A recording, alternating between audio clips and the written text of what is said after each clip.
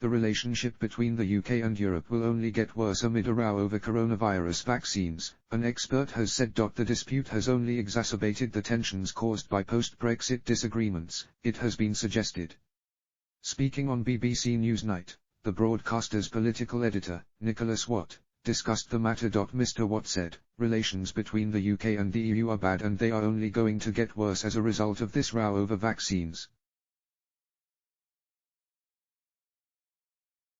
Last week, Charles Michel, the European Council President, claimed that the UK had imposed an outright ban on vaccine exports, although this was completely dismissed by the government.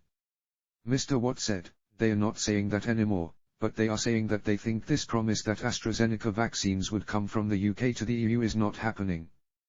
Claims over the potential ban were raised due to the EU's struggle to accelerate their own vaccination programs, commentators suggest. Speaking about where vaccines are exported, Mr. Watt added, they do like to point out that a third of the vaccine doses administered in this country so far did come from the EU. Ursula von der Leyen, President of the European Commission, said that of the 41 million vaccination doses exported from the EU, more than 10 million have gone to the UK. Although there is no export ban, there is no public information on vaccine exports from the UK. In light of this, the EU Council President challenged the UK to release its vaccine export data. Mr. Watt said, the UK view is we have broken no commitments. You can't blame the UK, which is a fraction of the size of the EU, for reaping the benefit from decisions it made 8 months ago, and the EU was much more delayed.